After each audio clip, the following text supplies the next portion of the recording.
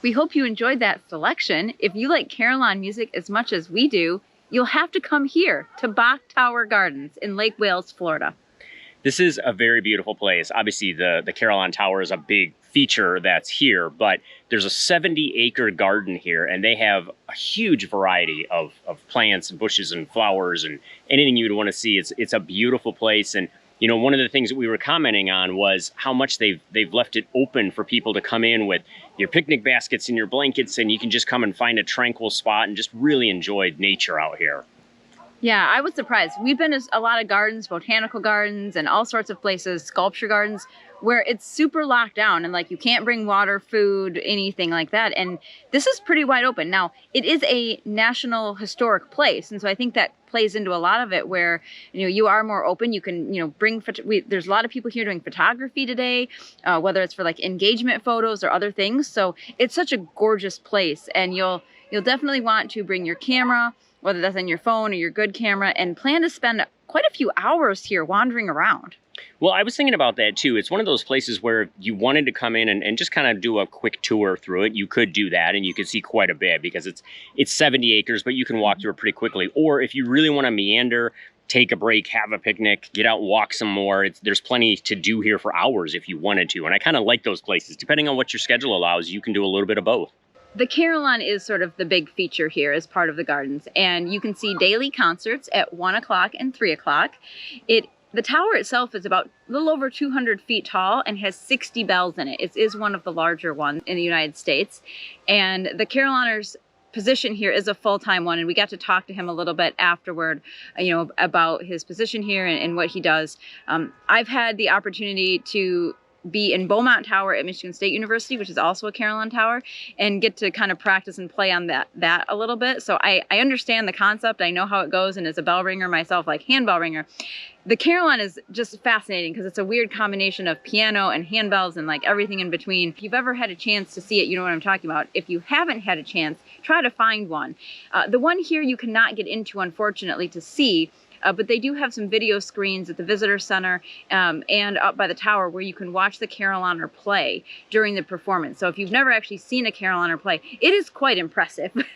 It is. You know, it's played with a keyboard technically, but it's not with your fingers. It's played with your fists and your feet for the big bells. I think he said the largest bell here is 12 tons of bronze. It is ginormous. And the clapper is 400 pounds. So you're not doing that with your fist. He's using his leg for that. And that's what he said. They are set up to do that with the larger ones.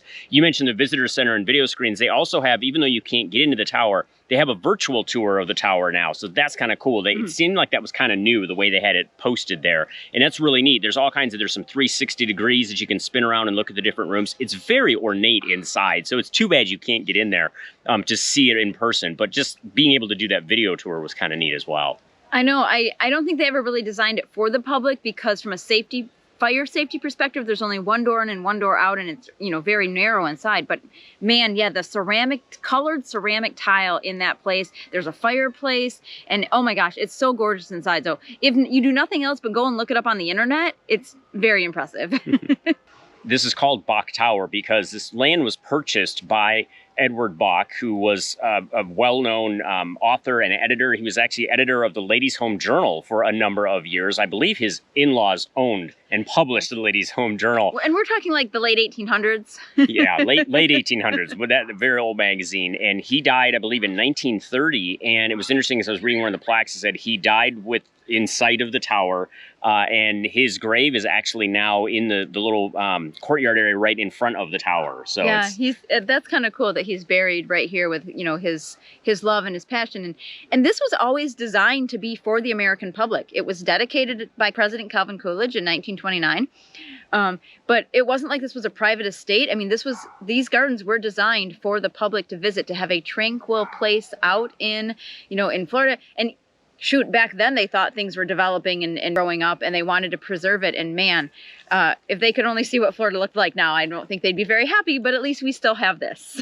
Yeah, and that was one of Edward Bok's thing, was he wanted people to find tranquility and peace and beauty in nature and you know, just enjoy what was around everyone. So, you know, a huge legacy for him, and we're so pleased that he did that because this is just a beautiful place to walk around.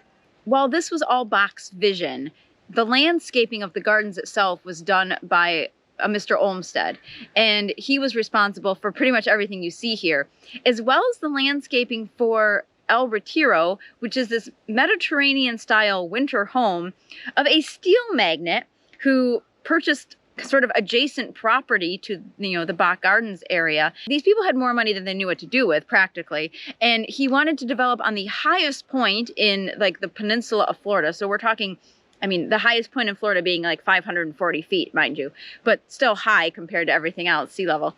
And anyway, so this house is built on a gorgeous vista that used to overlook orange trees and orange groves and all sorts of things. And unfortunately today, some of those vistas aren't quite so vista-like because development has moved in. Yeah, there's been a lot of paving, and I think they said instead of looking at treetops, you're looking at rooftops now and a lot of it. But the house is actually a separate admission fee from the gardens. If you want to go inside and tour the home, you can get all the way around the outside of it and see the house and the grounds and everything. And we've talked about if we come back, we might pay actually to go in. It looks like an amazing home inside, so it'd be pretty cool to just to see what that's like and how they were living.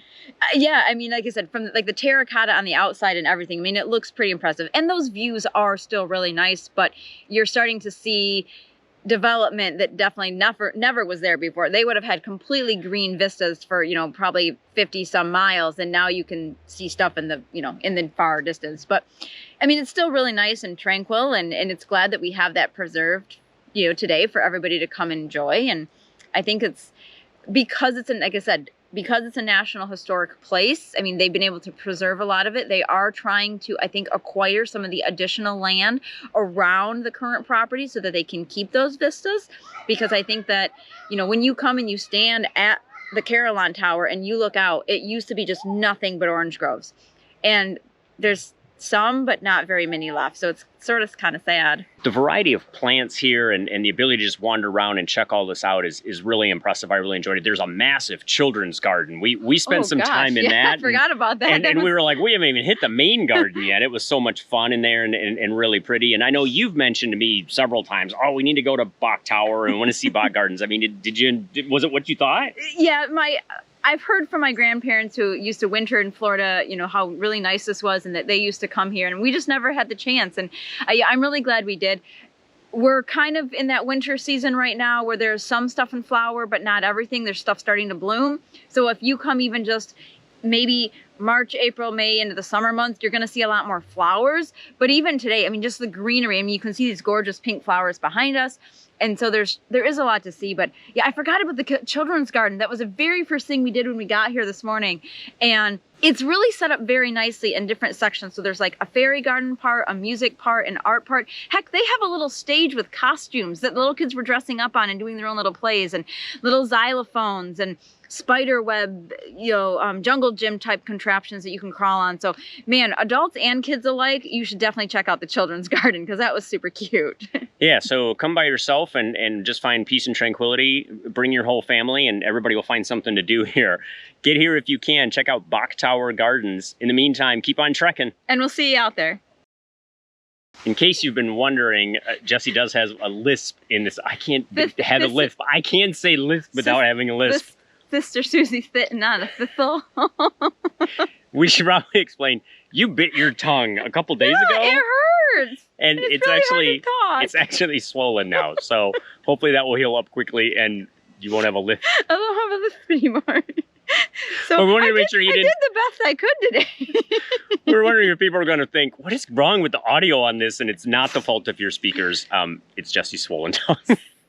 So this video should be sponsored by Orajel. Unfortunately, it's not, but I think I'm going to go have to pick some up at the store on the way home. But if anyone from Orajel is watching, we are open to sponsors.